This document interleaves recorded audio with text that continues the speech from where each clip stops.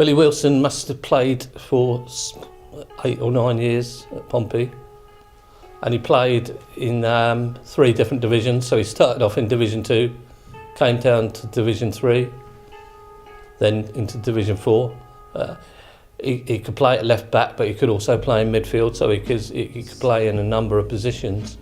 And again, he was a useful player.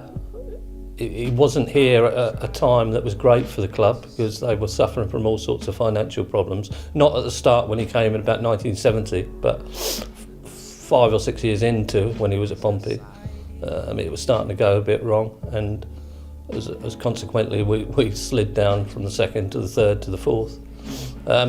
But he somehow was still seen as integral. Obviously youth was the emphasis as we went down to Division 3, but Billy was one of those characters that they used for experience. I suppose you would call him typically Blackburn. And he's another one of those players, like you see the likes of Joe Laidlaw that came down from the North East, that they came down here and they've never gone back home. So, there's got to be something down here that keeps them.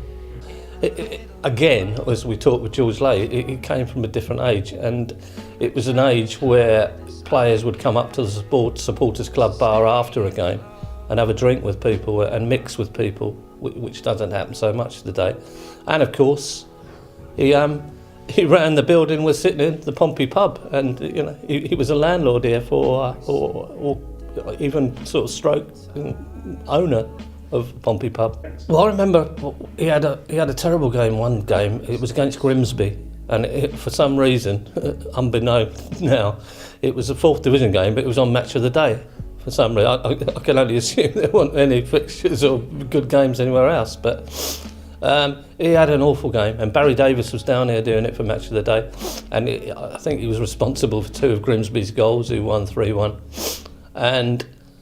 But at 6 o'clock, he was opening up behind the bar, and I can't remember whether he stayed around to watch Match of the Day that night, but he was certainly there at 6 o'clock, and it was fair game. People would go in and perhaps take the mick, and some people would go in and be frustrated, but that was what happened in those days, and fair play to him. He came up, and he was never a minute past 6 opening up.